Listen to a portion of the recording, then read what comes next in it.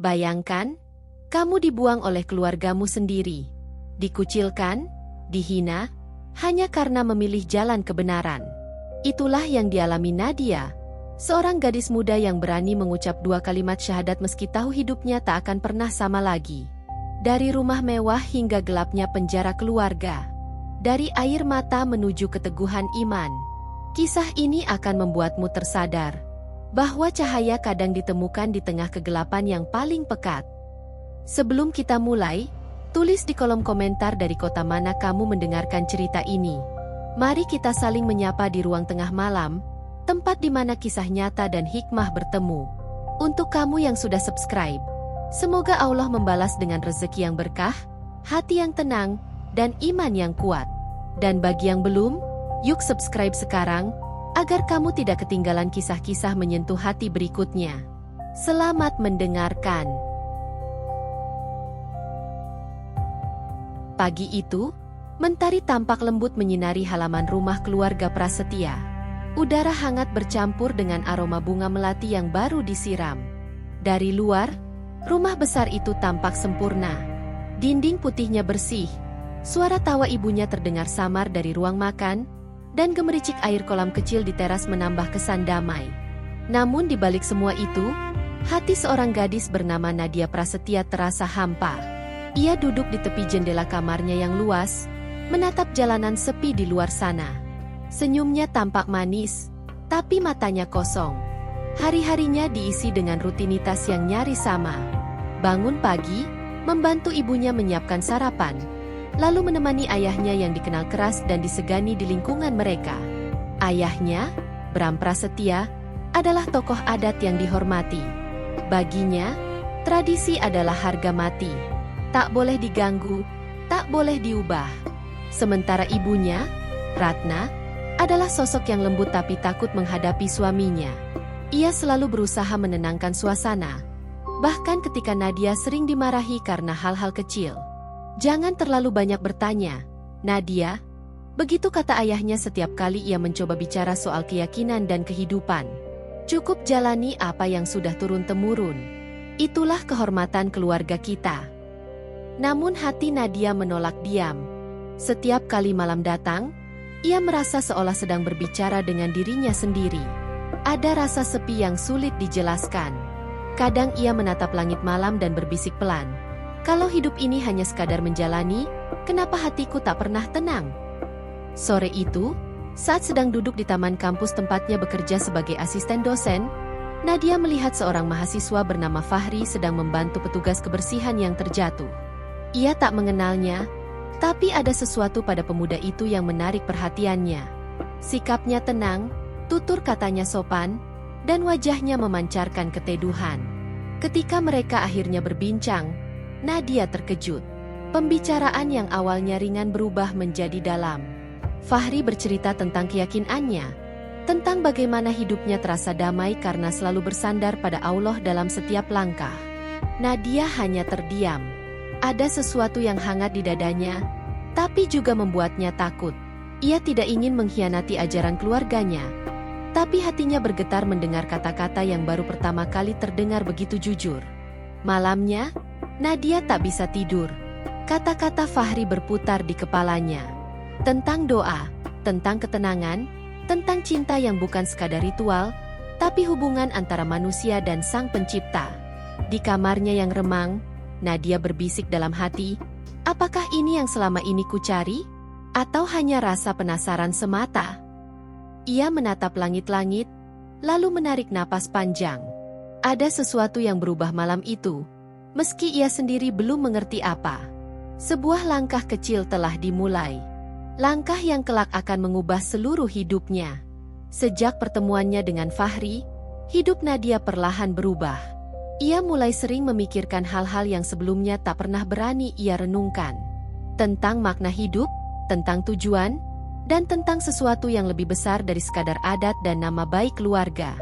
Setiap kali ia melihat Fahri di kampus, ada rasa hangat yang sulit dijelaskan. Bukan sekadar kekaguman, tapi semacam ketenangan yang jarang ia rasakan. Fahri tidak banyak bicara, namun setiap ucapannya seolah menenangkan hati yang lelah. Suatu sore, Setelah kegiatan kampus selesai, Nadia memberanikan diri untuk duduk di bangku taman yang sama tempat mereka pertama kali berbicara. Fahri datang dengan membawa 2 gelas teh panas. Ia tersenyum lembut, lalu berkata, "Ketenangan itu bukan datang dari apa yang kita miliki, tapi dari hati yang mengenal Tuhannya." Nadia menatapnya dalam diam. "Bagaimana kau bisa begitu yakin?" tanyanya lirih. Fahri menatap langit senja yang mulai berwarna oranye. "Karena ketika aku berdoa kepada Allah, aku tidak merasa sendiri. Bahkan ketika semua orang meninggalkan, aku tahu Dia masih ada." Kalimat itu menusuk hati Nadia. Selama ini, ia sering merasa kesepian meski hidup di rumah besar yang ramai. Tapi kini, hanya dengan mendengar nama Allah disebut, dadanya terasa hangat, matanya basah tanpa sebab. Malam itu, Nadia membuka laptopnya dan mulai mencari tahu tentang Islam. Ia membaca kisah para mualaf yang menemukan kedamaian, menonton video tentang makna sholat, dan mendengarkan lantunan ayat-ayat suci yang entah kenapa membuat hatinya bergetar. Air matanya jatuh tanpa ia sadari. "Kenapa aku merasa tenang mendengarnya?" bisiknya pelan. Sejak malam itu, Nadia mulai melakukan sesuatu yang belum pernah ia lakukan. Ia mencoba menirukan gerakan sholat dalam diam. Tidak ada yang tahu. Ia melakukannya di kamarnya, saat semua penghuni rumah sudah tidur. Ia tidak hafal doa, hanya menunduk, menengadahkan tangan, dan berkata pelan, "Ya Allah, jika ini jalan yang benar, tolong tunjukkan aku." Hari-hari berikutnya terasa berbeda. Nadia merasa seperti menemukan sesuatu yang lama hilang. Namun ketenangan itu datang bersamaan dengan rasa takut yang besar. Ia tahu, jika ayahnya tahu apa yang ia lakukan, maka semuanya akan berakhir buruk. Pagi itu, ketika sarapan bersama keluarga, Pak Bram menatapnya tajam. "Nadia, kenapa akhir-akhir ini kau sering menyendiri? Jangan bilang kau terpengaruh orang luar." Nadia menelan ludah. Ia mencoba tersenyum dan menjawab, "Tidak, Ayah. Aku hanya sedang banyak berpikir." Pak Bram mendengus. "Berpikir itu baik, tapi jangan sampai kau lupa siapa dirimu. Kita keluarga terhormat. Jangan sampai ada yang mempermalukan nama kita." Ucapan itu membuat Nadia menunduk. Dalam hatinya, ia berkata, "Bagaimana kalau suatu hari nanti ayah tahu? Apakah beliau masih bisa memanggilku anak?" Malamnya, ia menatap langit dari jendela kamarnya. Langit begitu gelap, tapi di tengah kegelapan itu ada satu bintang yang berkilau terang. Nadia tersenyum samar, lalu berbisik, "Jika kegelapan ini adalah hidupku, maka bintang itu adalah harapan yang kau beri, ya Allah." Namun Nadia tidak tahu bahwa cahaya kecil yang kini menerangi hatinya akan segera membuat seluruh dunia di sekitarnya berubah menjadi gelap. Hari itu, langit mendung sejak pagi. Suara petir menggema di kejauhan, seolah memberi pertanda bahwa sesuatu akan terjadi. Nadia duduk di ruang kerjanya, menatap tumpukan buku dan berkas kampus yang terasa begitu berat. Namun yang sebenarnya menyesakan bukan pekerjaannya, melainkan rahasia yang semakin sulit ia sembunyikan. Selama beberapa bulan terakhir, ia terus belajar tentang Islam secara diam-diam. Ia membaca Al-Quran terjemahan di ponselnya, menonton kajian online, dan mulai berani berpuasa sunnah tanpa memberitahu siapapun. Setiap kali selesai menundukkan kepala dan berdoa, air matanya mengalir begitu saja. Hatinya merasa tenang, tapi ketenangan itu selalu disertai ketakutan. Suatu sore, Nadia sedang menulis sesuatu di buku catatannya. Di halaman itu, tertulis kalimat dengan tinta biru. "Tiada Tuhan selain Allah, dan Muhammad adalah utusannya." Ia menatap tulisan itu lama sekali. Jantungnya berdegup kencang, seolah menolak dan menerima sekaligus. "Apakah ini berarti aku benar-benar sudah memilih jalan ini?" gumamnya dengan suara gemetar. Pintu kamarnya tiba-tiba diketuk keras. "Nadia, bukain pintu." Suara ayahnya terdengar keras dan bergetar marah. Dengan panik, Nadia menutup buku itu dan meletakkannya di bawah bantal. Ia membuka pintu dengan gugup. Pak Bram berdiri di ambang pintu, wajahnya tegang. "Ini apa?" katanya sambil menunjukkan ponsel yang dipegangnya. Layar ponsel itu memperlihatkan riwayat tontonan YouTube Nadia. Ada video ceramah Islam, bacaan Al-Quran, dan kisah para mualaf. Wajah Nadia seketika pucat. "Jelaskan, ini apa maksudnya?" Suara ayahnya meninggi. Nadia mencoba bicara, tapi suaranya bergetar. "Aku hanya ingin belajar tentang keyakinan lain, Ayah. Tidak ada yang salah dengan mencari kebenaran, kan?" Tamparan keras mendarat di pipinya. Ruangan seketika hening. Suara napas Nadia tercekat di tenggorokan. Matanya panas, bukan karena sakit fisik, tapi karena hatinya remuk. Pak Bram berteriak, "Kau mempermalukan keluarga ini. Semua orang tahu siapa kita. Dan kau malah mencemari darah leluhurmu dengan ajaran asing." Air mata Nadia mengalir deras. "Ayah, aku hanya ingin menemukan kedamaian. Aku tidak menentang siapapun," katanya lirih. Namun kata-katanya tak didengar. Ayahnya menunjuk ke arah pintu dan berkata dingin, "Keluar dari rumah ini sebelum aku benar-benar kehilangan kesabaran. Mulai hari ini, kau bukan lagi anakku." Bu Ratna menjerit kecil, mencoba menahan suaminya, tapi tatapan tajam Pak Bram membuatnya membeku. Ia hanya bisa menangis. Sementara Nadia berdiri dengan tubuh gemetar, tak mampu bergerak. Hujan mulai turun di luar. Langit gelap, petir menyambar, dan Nadia berjalan keluar rumah dengan langkah goyah. Tas kecil berisi pakaian seadanya tergantung di tangannya. Setiap langkah yang ia ambil terasa berat, seolah seluruh dunia menolaknya. Di depan gerbang rumah, ia berhenti sejenak, menatap rumah tempat ia dibesarkan, rumah yang kini tak lagi menjadi miliknya. Dengan suara bergetar ia berbisik pelan, "Ya Allah, jika ini jalan yang kau pilih untukku, maka kuatkan aku." Di bawah hujan deras, seorang anak perempuan berjalan tanpa arah, meninggalkan masa lalu, keluarga, dan kenyamanan, demi sesuatu yang baru, sesuatu yang bahkan belum ia pahami sepenuhnya. Namun di dalam hatinya, ada satu keyakinan yang mulai tumbuh, bahwa tidak ada kehilangan yang sia-sia, jika itu dilakukan demi Allah. Malam itu, hujan belum juga reda. Jalanan licin, lampu-lampu kota berpendar redup di antara kabut yang turun perlahan. Nadia berjalan tanpa tujuan pasti. Setiap langkah terasa seperti mimpi buruk yang nyata. Air matanya bercampur dengan hujan yang membasahi wajah.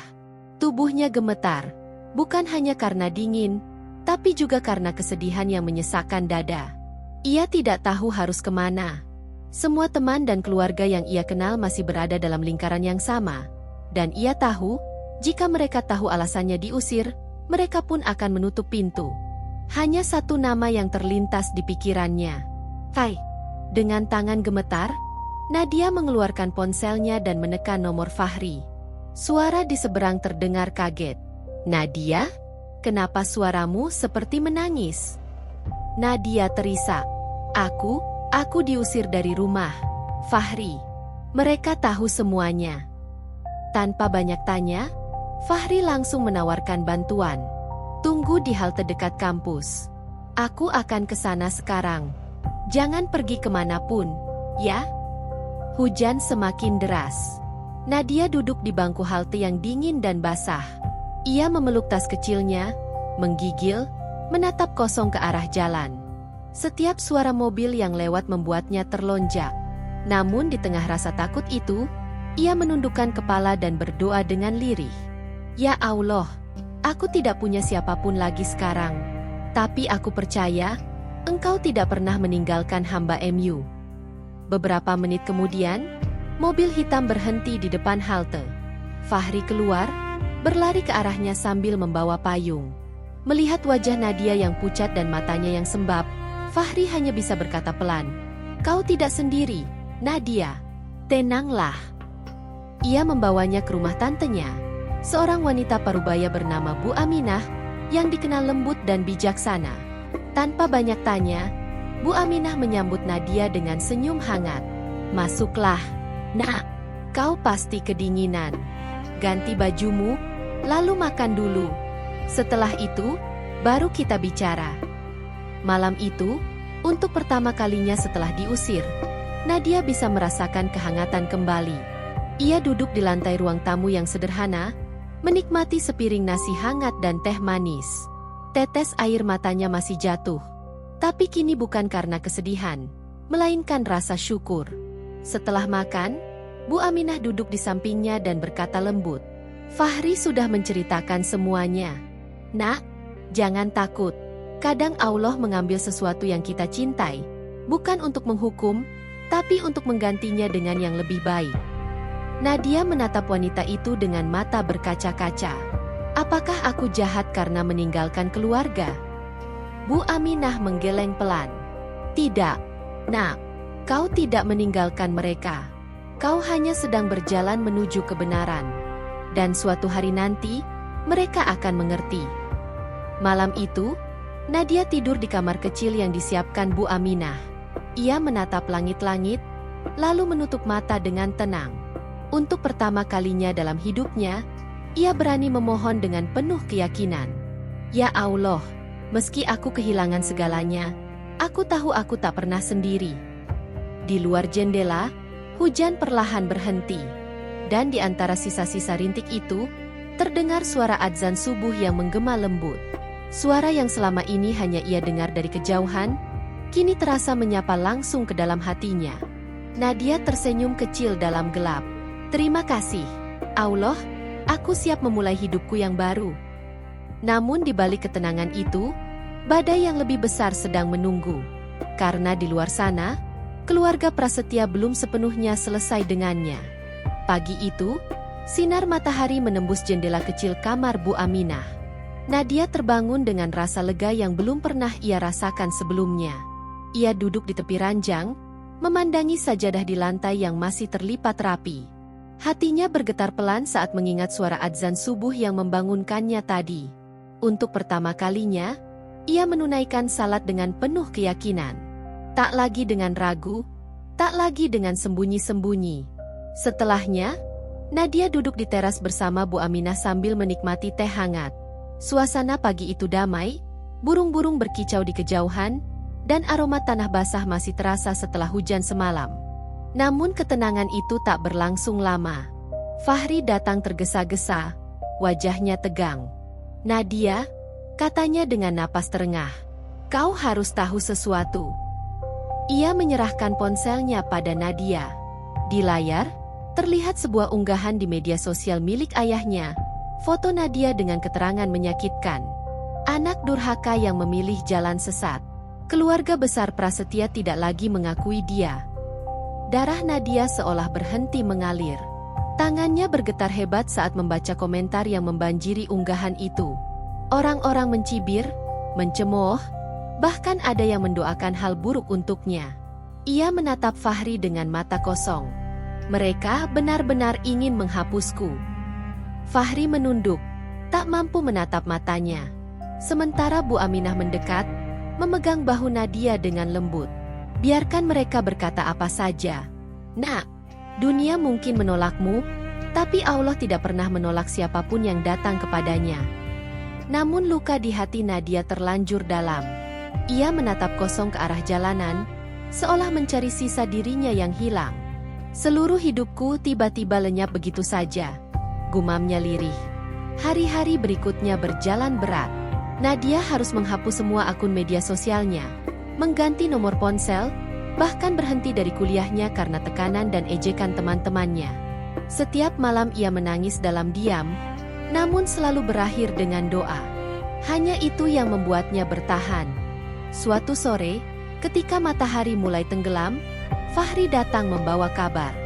"Aku sudah bicara dengan ustazku, Nak. Dia bisa membantumu memulai hidup baru. Kau bisa tinggal di asrama muslimah yang aman, belajar agama, dan mungkin juga melanjutkan kuliah nanti." Nadia menatapnya, terkejut sekaligus lega. "Benarkah ada tempat seperti itu untuk orang sepertiku?" Fahri tersenyum kecil. "Allah selalu menyediakan tempat bagi orang yang mencarinya." Sore itu, mereka pergi bersama ke asrama kecil di pinggiran kota. Bangunannya sederhana, namun suasananya tenang. Di sana, Nadia disambut oleh beberapa wanita berhijab dengan senyum ramah. "Selamat datang, saudariku," kata salah satu dari mereka. Kata-kata itu sederhana, tapi bagi Nadia terasa seperti pelukan yang hangat setelah perjalanan panjang penuh luka. Malamnya, ketika semua penghuni asrama sudah tidur, Nadia berdiri di dekat jendela kamar barunya. Cahaya bulan menerangi wajahnya yang masih menyisakan lelah. Ia memandang ke langit dan berbisik pelan, "Ya Allah, jika semua ini adalah awal dari jalan MU, maka tuntunlah aku. Aku tak ingin kembali lagi ke masa laluku." Di kejauhan, suara angin malam berhembus lembut. Namun entah mengapa, di sela hembusan itu, Nadia merasa seperti mendengar suara lembut yang menenangkan hatinya, seolah jawaban dari doanya telah datang. Dan di saat ia tersenyum untuk pertama kalinya setelah sekian lama, dunia di luar sana justru mulai bergejolak. Karena ayahnya, Pak Bram, baru saja memutuskan sesuatu yang akan mengubah hidup Nadia selamanya. Malam telah larut, tapi rumah keluarga Prasetya belum juga tenang. Suara langkah Pak Bram terdengar mondar-mandir di ruang tamu. Wajahnya muram, matanya merah karena amarah dan rasa malu yang bercampur. Ia menatap foto keluarga yang tergantung di dinding. Foto saat mereka masih lengkap, tersenyum bahagia. Kini senyum itu terasa seperti ejekan. "Dia mempermalukan kita, Ratna," ucapnya dengan nada dingin. "Semua orang di kantor tahu. Klien menanyakan tentang anak kita yang masuk Islam." Mereka mulai menjauh. Bu Ratna duduk di sofa, menangis diam-diam. Suaminya terlalu keras, tapi hatinya juga terluka sebagai seorang ibu. "Dia tetap anak kita, Mas, apapun yang terjadi," katanya lirih. Namun Pak Bram menatapnya tajam. "Tidak, dia sudah menghina darah keluarga kita. Aku tidak akan diam." Malam itu, Pak Bram mengambil keputusan gila. Ia memerintahkan anak laki-lakinya, Riko, untuk mencari tahu di mana Nadia berada. "Temukan dia," katanya dengan nada mengancam. "Kalau perlu, paksa dia pulang. Aku tak peduli caranya." Riko, yang sejak awal juga marah karena merasa nama keluarganya tercoreng, mengangguk tanpa ragu. "Baik, Ayah. Aku akan cari dia." Beberapa hari kemudian, Riko berhasil mendapatkan informasi.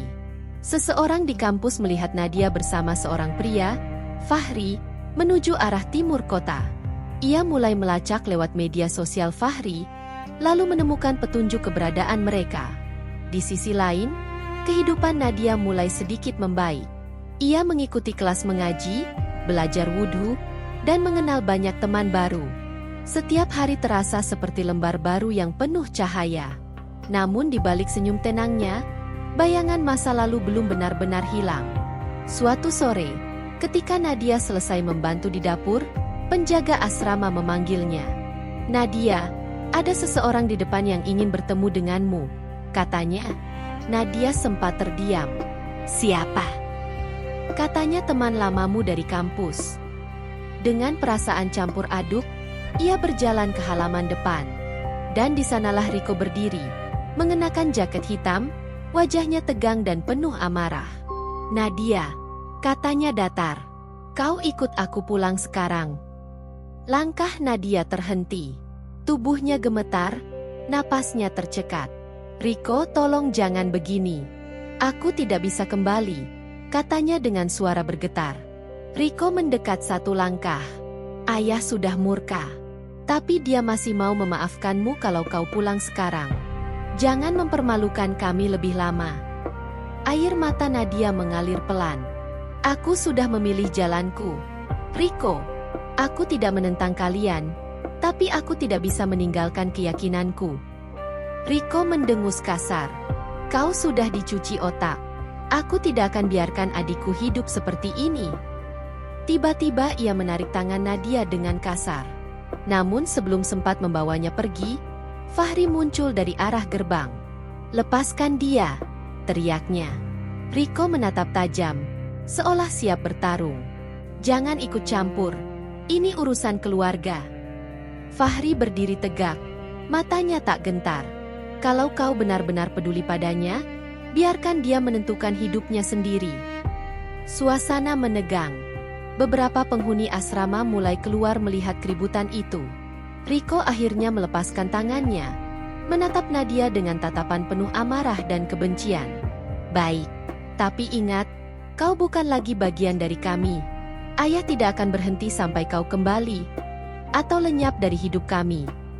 Riko berbalik dan pergi tanpa menoleh lagi. Nadia terduduk di tanah, air matanya mengalir tanpa suara. Fahri segera menghampirinya, memegang bahunya dengan lembut. Sudah, Nat, kau aman sekarang. Namun jauh di dalam hati Nadia tahu, ini baru permulaan. Karena jika ayahnya sudah membuat keputusan, maka badai yang sesungguhnya baru saja dimulai. Sejak hari itu, hidup Nadia berubah drastis.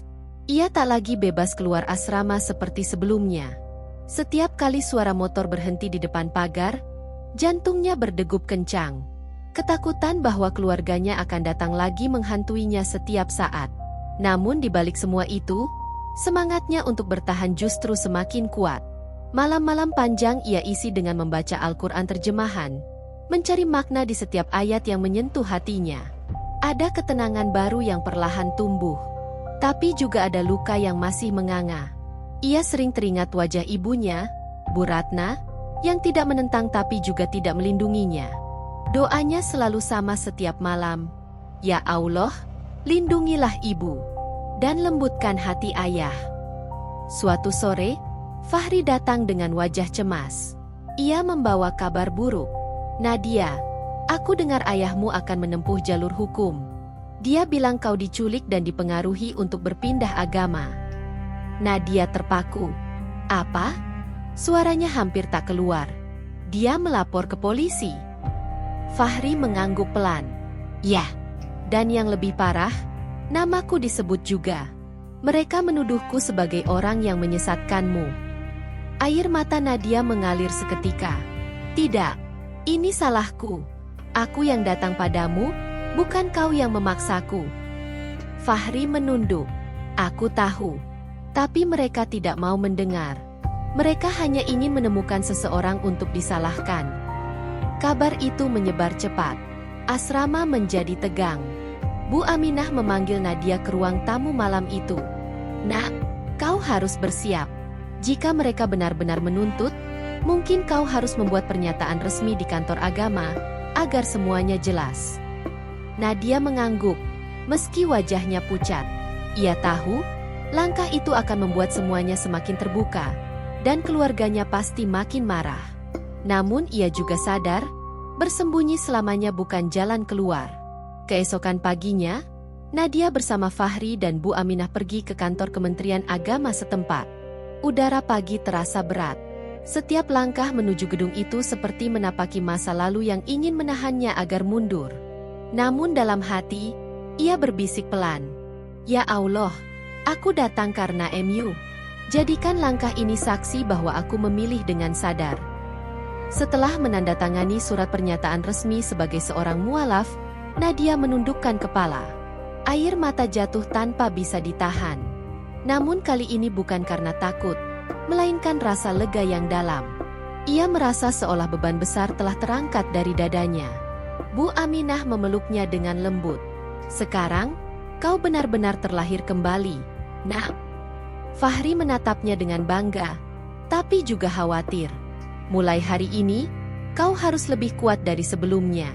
Karena mereka pasti akan bertindak." Dan benar saja. Sore harinya, berita tentang pernyataannya tersebar ke seluruh media lokal. Judul-judul berita menulis tentang putri pengusaha terkenal masuk Islam. Wajah Nadia muncul di mana-mana, meski tanpa izin. Seketika, dunia yang tadinya sunyi berubah menjadi medan perang. Telepon asrama berdering tanpa henti. Ada yang menghina, mengancam, bahkan menyebar fitnah. Fahri pun kehilangan pekerjaannya karena tekanan dari pihak keluarga Prasetya. Semuanya terasa seperti badai yang tak berujung. Namun di tengah semua itu, Nadia tetap berdiri. Ia mulai memakai hijab dengan penuh keyakinan.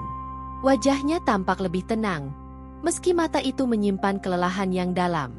Suatu malam, ia menatap langit yang gelap tanpa bintang dan berkata pelan, "Allah, Aku sudah kehilangan segalanya, tapi entah kenapa, aku merasa kau sedang memelukku. Dan entah dari mana datangnya, angin malam yang lembut berembus, menenangkan jiwanya. Ia tersenyum tipis. Sementara di tempat lain, di rumah besar keluarga Prasetya, Pak Bram menatap layar televisi dengan mata berapi-api. Tangannya mengepal kuat.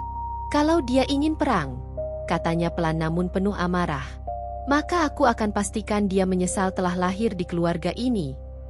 Malam itu, suasana di asrama terasa berbeda. Semua penghuni sudah tidur, tapi Nadia belum bisa memejamkan mata. Ia duduk di atas sajadah, memandangi cahaya lampu yang temaram. Hatinya diliputi rasa was-was.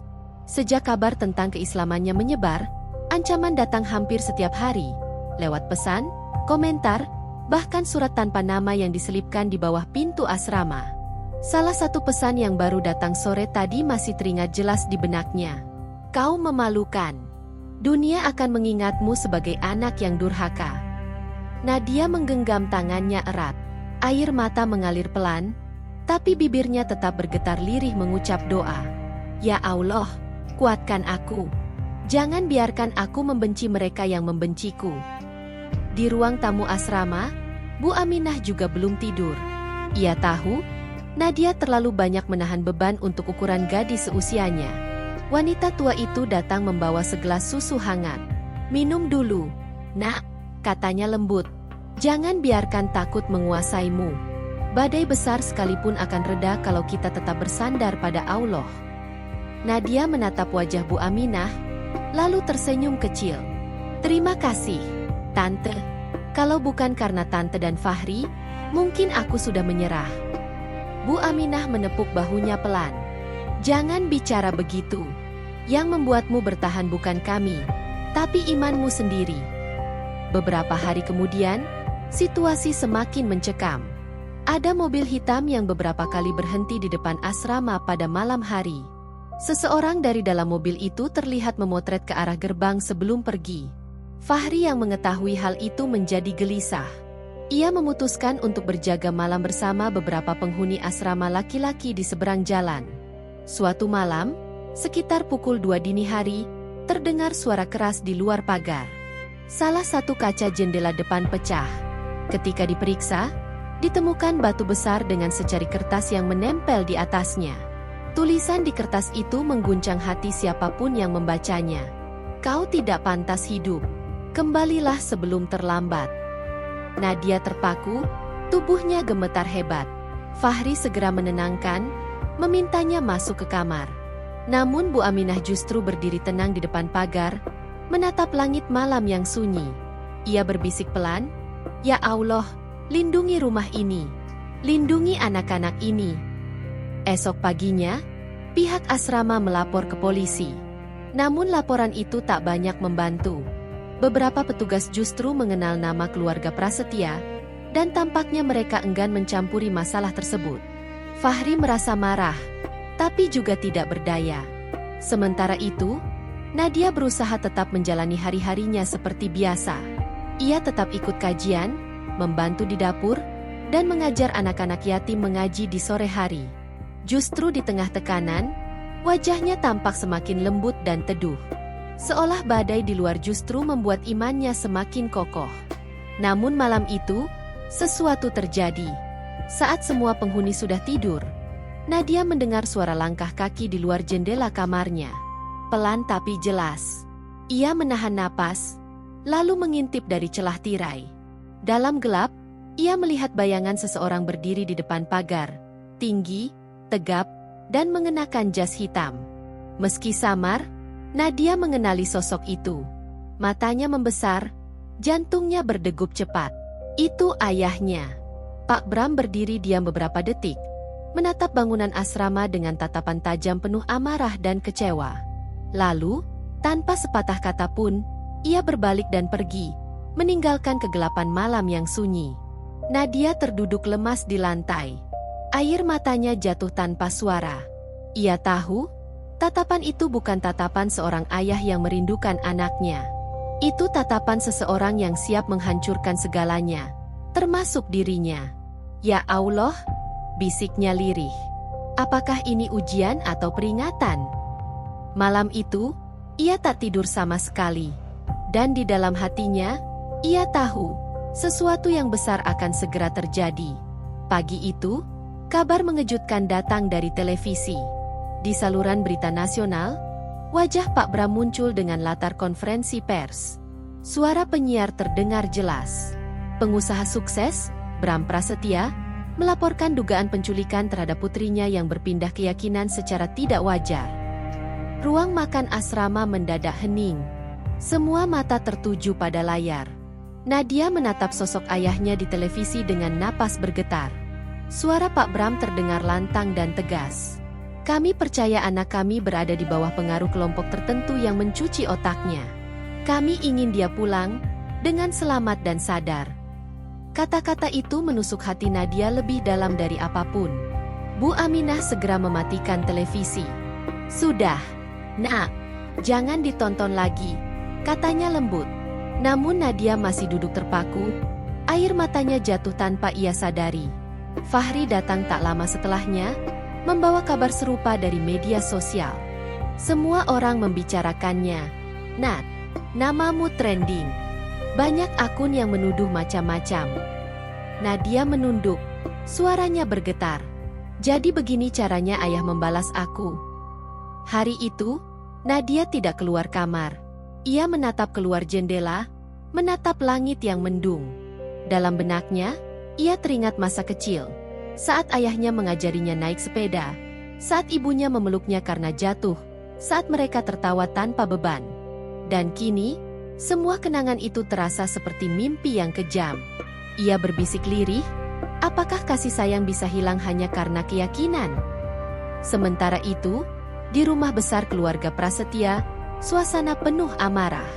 Riko baru saja pulang setelah rapat dengan pengacara keluarga. Media sudah berpihak ke kita. Yah, tapi kalau dia tetap keras kepala, kita bisa tuntut lebih jauh, katanya. Pak Bram berdiri di dekat jendela, memandangi langit Jakarta yang kelabu. Nada suaranya dingin dan tajam. Kalau dia tak mau pulang dengan baik-baik, maka aku akan buat hidupnya hancur. Bu Ratna yang sejak tadi diam, akhirnya angkat bicara dengan mata berkaca-kaca. Mas, tolong hentikan ini. Aku tahu Nadia salah di matamu, tapi dia anak kita. Kau tidak lihat wajahnya di televisi? Dia tampak ketakutan. Pak Bram menoleh dengan tatapan marah. Dia sudah membuatku malu di depan semua orang. Ratna, aku kehilangan rekan bisnis, kehilangan kepercayaan, karena ulahnya. Kau pikir aku akan diam saja? Bu Ratna menutup wajahnya dan menangis. Namun di balik air matanya, terselip rasa takut yang dalam, bukan hanya kepada suaminya, tapi juga kepada arah cerita ini yang semakin gelap. Malamnya, di asrama, Nadia mendengar kabar baru dari Bu Aminah. Nak, ada seseorang yang datang tadi sore. Katanya utusan keluargamu. Ia ingin bertemu besok, dengan alasan untuk menyampaikan pesan damai. Nadia termenung. Utusan? Tanyanya pelan. Iya, jawab Bu Aminah, tapi aku belum menjawab apapun. Aku ingin memastikan kau siap. Nadia memandang ke lantai, hatinya kacau. Entah kenapa, Tante, aku takut. Bukan takut disakiti, tapi takut kehilangan lagi. Malam itu, ia salat dengan air mata yang tak berhenti mengalir. Doanya sederhana. Ya Allah, aku tak minta kemenangan.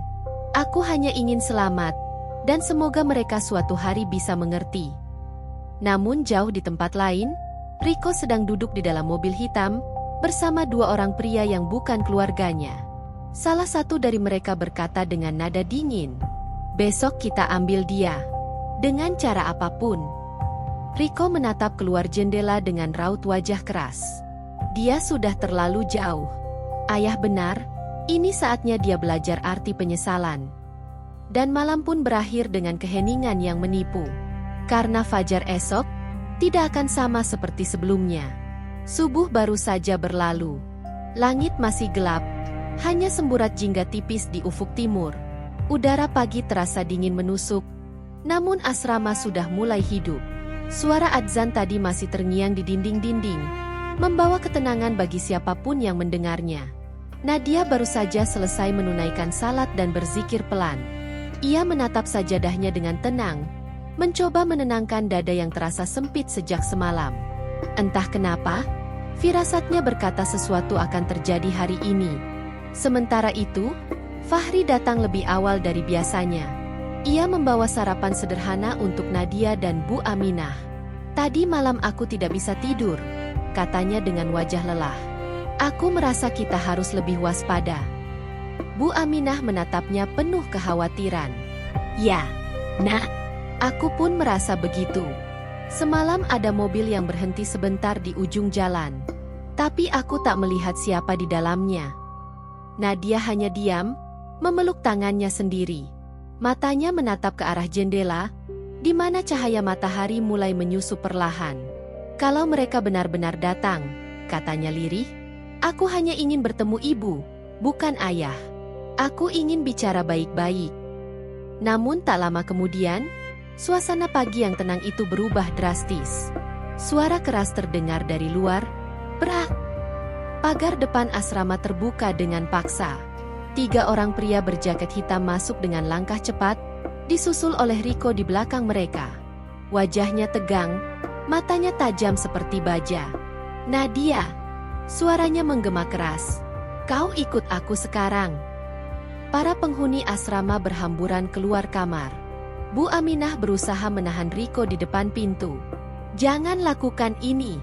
Ini tempat suci, Nak." Tapi Riko menepis tangan wanita tua itu dengan kasar. "Ini urusan keluarga. Jangan ikut campur." Nadia berdiri di ujung lorong, wajahnya pucat, tubuhnya gemetar. Namun kali ini ia tidak mundur. Dengan langkah kecil tapi mantap, ia maju ke depan. "Riko, aku tidak mau ikut. Aku sudah bilang, aku tidak akan kembali. Aku tidak melawan kalian. Aku hanya ingin menjalani hidupku sendiri." Riko melangkah cepat, meraih pergelangan tangannya. "Kau pikir bisa kabur dari darah keluargamu?" katanya dengan suara keras. "Kau mempermalukan ayah. Semua orang menertawakan kita karena kau." Nadia menatap kakaknya dengan mata basah. "Kalau ayah malu karena aku beriman pada Allah, maka biarlah aku menanggung semuanya sendiri." Fahri berlari dari belakang, mencoba memisahkan mereka. "Tolong jangan kasar. Ini bukan cara yang benar." Namun salah satu pria berjaket hitam mendorong Fahri keras, hingga terjatuh ke lantai. Kekacauan terjadi dalam sekejap. Jeritan, langkah panik, dan suara kaca pecah bergema di seluruh asrama.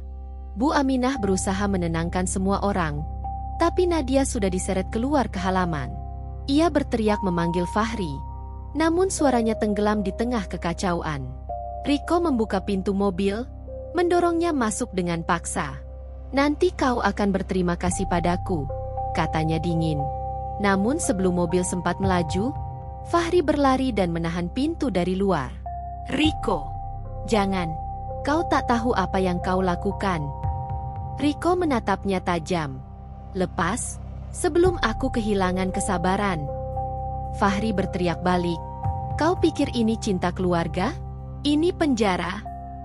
Dalam kekalutan itu, Nadia menatap Fahri dari balik kaca mobil. Air matanya jatuh deras. Ia menggeleng pelan, memberi isyarat agar Fahri tidak ikut terluka. Namun hatinya hancur. Ia tahu, mungkin inilah perpisahan mereka. Mobil akhirnya melaju kencang meninggalkan asrama, menyisakan debu dan keheningan yang menyesakan. Fahri terjatuh di jalan, menggenggam tanah, wajahnya penuh luka. Sementara Bu Aminah berdiri di depan pagar, berdoa dengan suara bergetar. "Ya Allah, lindungi dia. Dimanapun ia dibawa, jangan biarkan imannya padam." Dan di dalam mobil yang melaju menuju arah kota, Nadia menatap keluar jendela dengan mata kosong. Gedung-gedung tinggi perlahan berganti dengan jalanan sepi. Tangannya meremas sajadah kecil yang masih ia bawa di dalam tasnya. Dalam hatinya, ia berbisik lirih, "Allah, jika ini ujian, maka jangan biarkan aku kalah." Di kursi depan, Riko menatap ke kaca spion. Di matanya, Ada sesuatu yang bergejolak, bukan hanya amarah, tapi juga ketakutan. Namun ia menepisnya. Ia sudah berjanji pada ayahnya.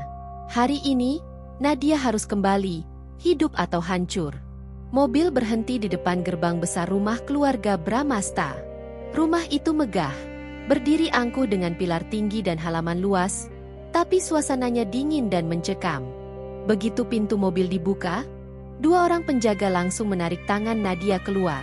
Ia tidak melawan, hanya menunduk, menahan air mata yang nyaris jatuh. Riko berjalan di belakangnya dengan wajah dingin. "Bawa dia ke ruang tamu," katanya singkat. Para penjaga menuruti perintah itu tanpa suara. Ketika mereka melangkah masuk, aroma dupa dan kayu mahal memenuhi udara. Namun bagi Nadia, semua itu terasa seperti racun.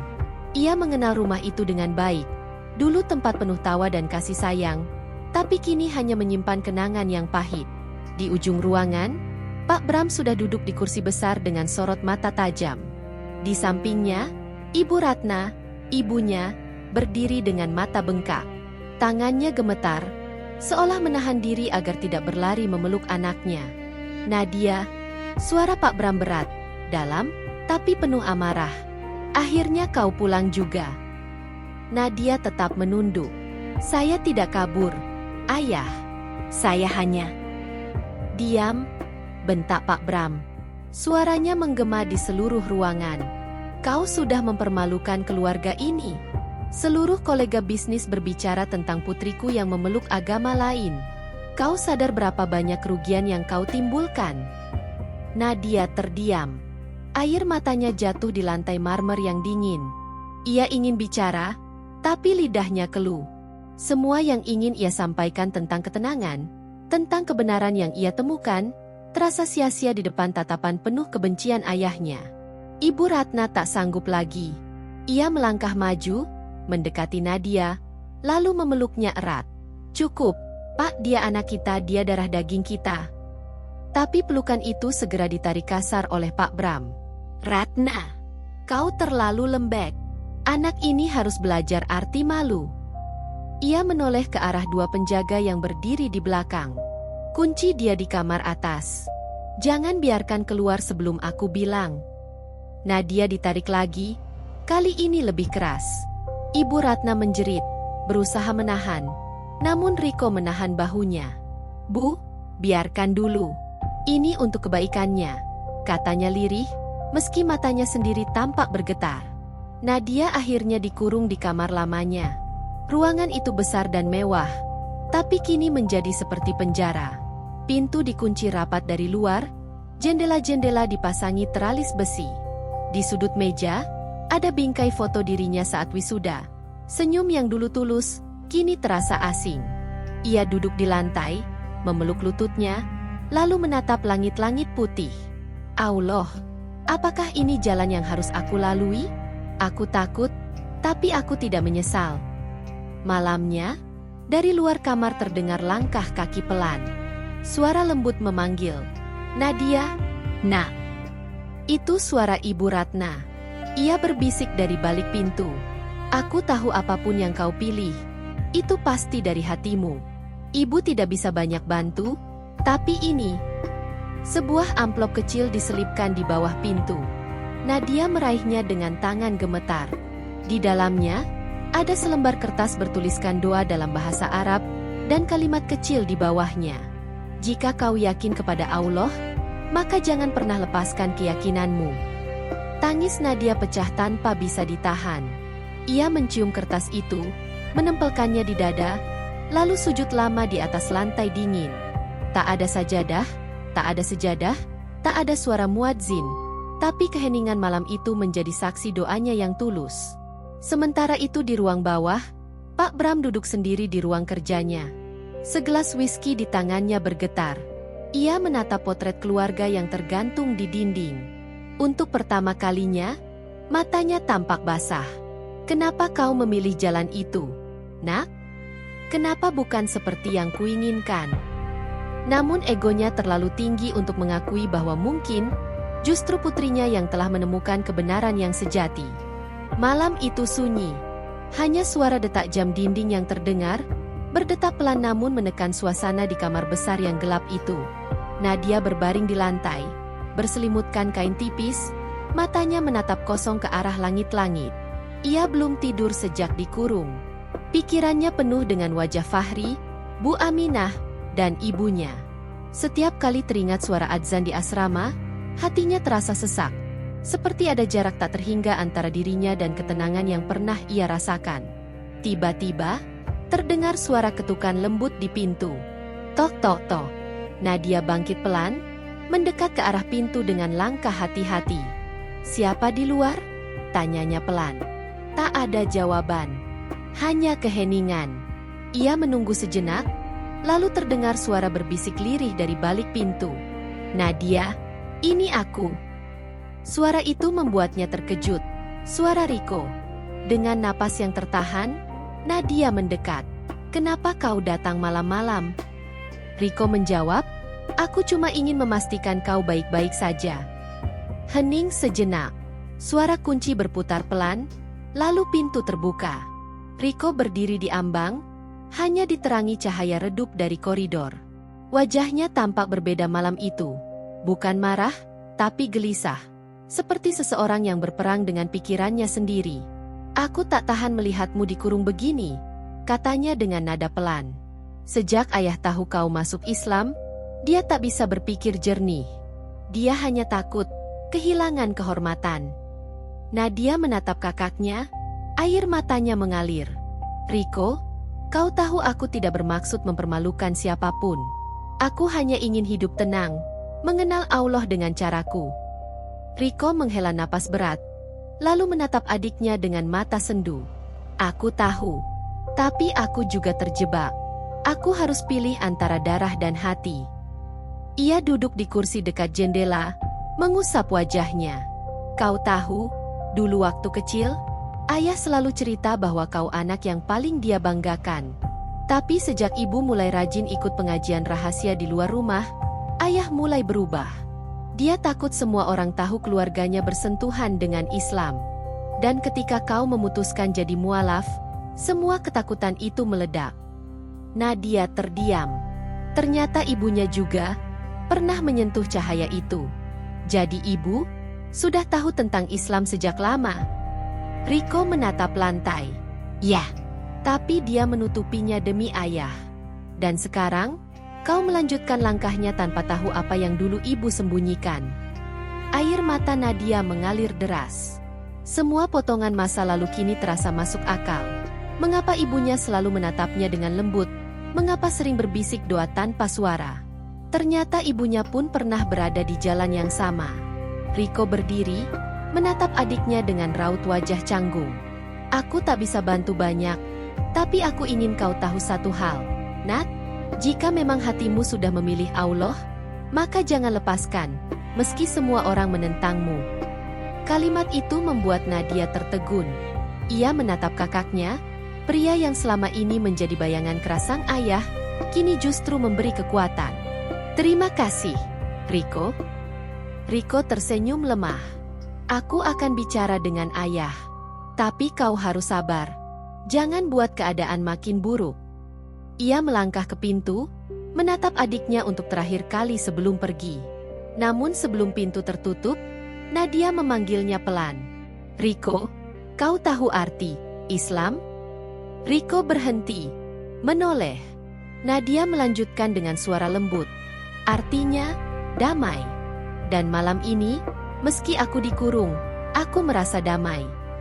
Riko terdiam lama, lalu mengangguk pelan. Tanpa kata, ia menutup pintu kembali, meninggalkan Nadia sendirian, tapi kali ini, dengan senyum kecil di wajahnya. Ia bersujud lama sekali malam itu, mengucap syukur meski air matanya tak berhenti mengalir. Di luar kamar, bulan bersinar di antara awan, menembus jendela berteralis besi dan jatuh di wajahnya seperti cahaya lembut dari langit. Dan di tempat lain, di sebuah musyala kecil di pinggiran kota, Fahri sedang berdoa untuknya.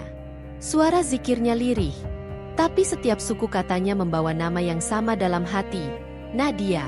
Hari-hari berlalu dengan perlahan, seperti waktu enggan bergerak. Sudah hampir 2 minggu Nadia dikurung di kamar itu.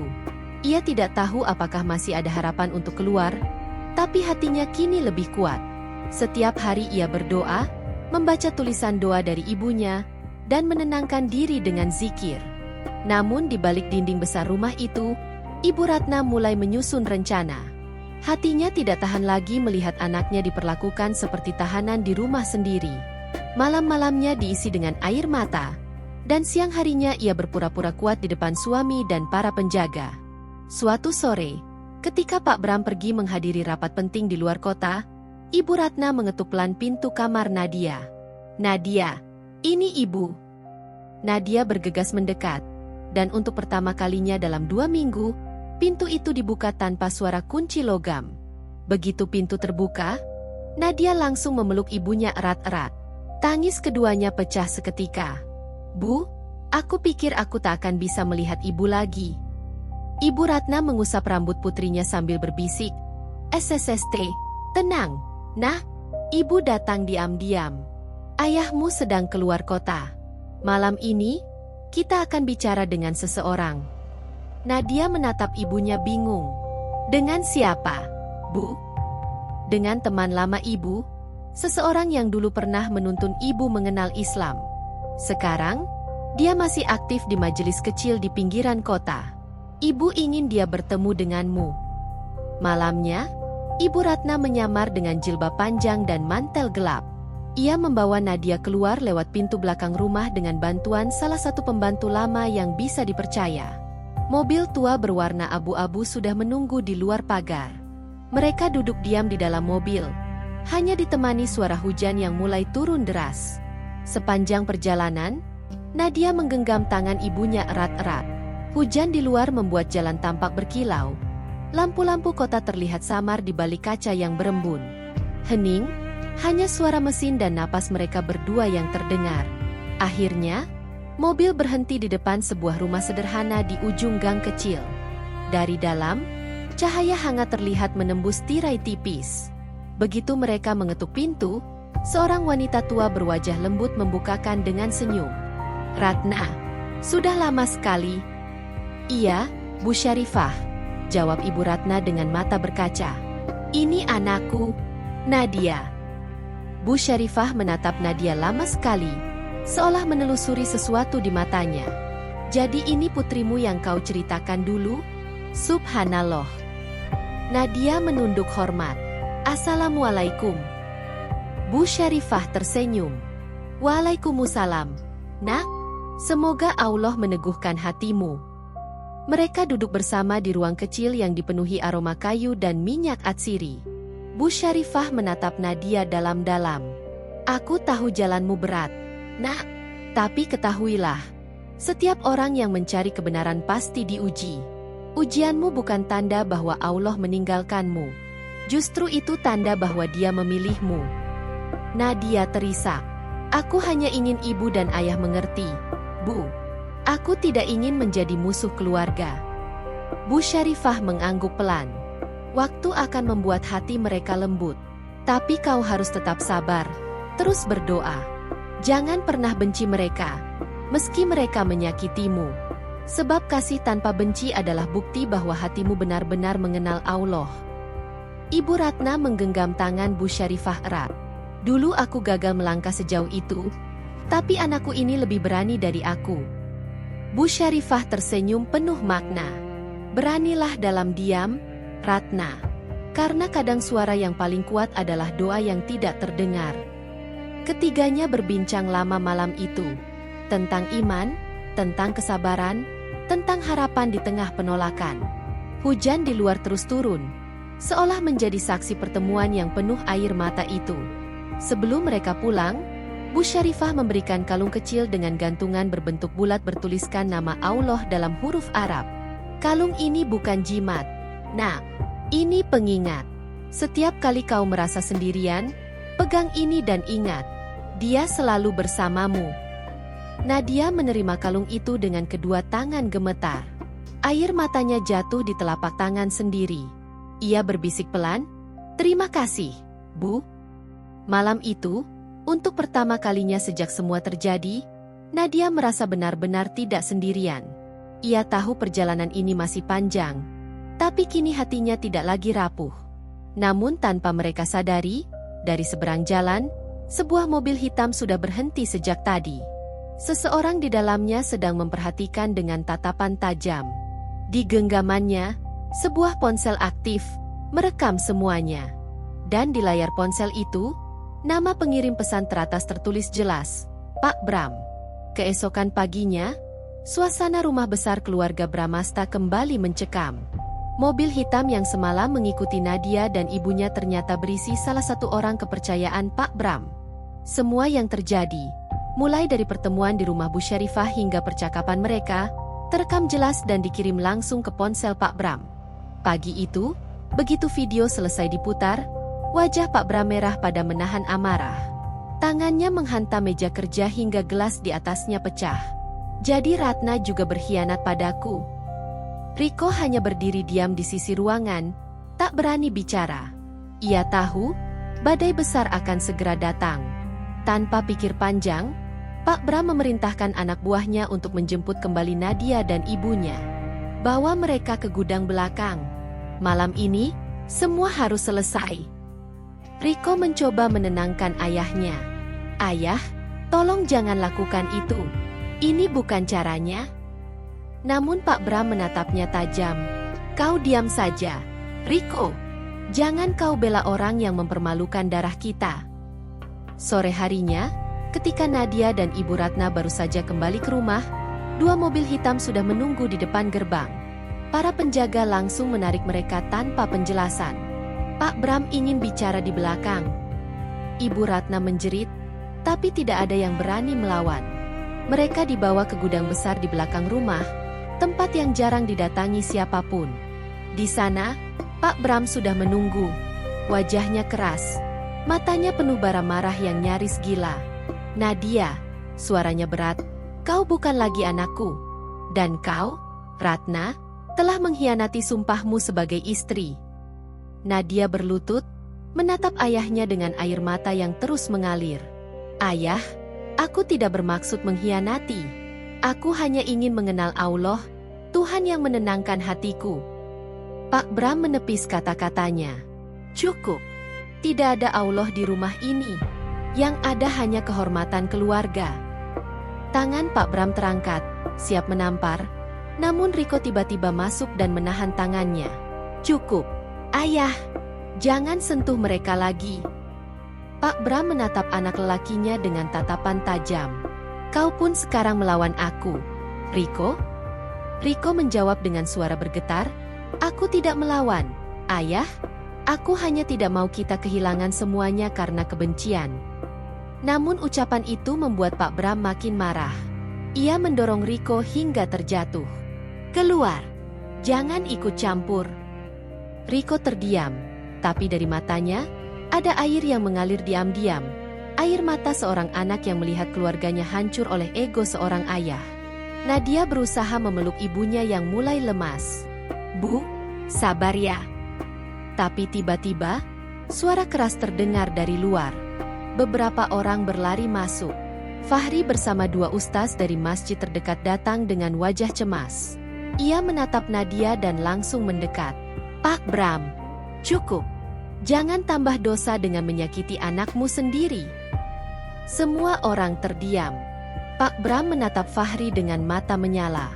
Dan kau, orang luar yang merusak anakku. Ia mengambil tongkat besi dari dinding dan mengangkatnya tinggi-tinggi. Namun sebelum sempat menghantam, Nadia berlari ke depan dan menahan tubuh ayahnya. Ayah, berhenti! Teriaknya dengan air mata bercucuran. Kalau ayah ingin menghukum seseorang, hukum aku saja. Tapi jangan salahkan mereka.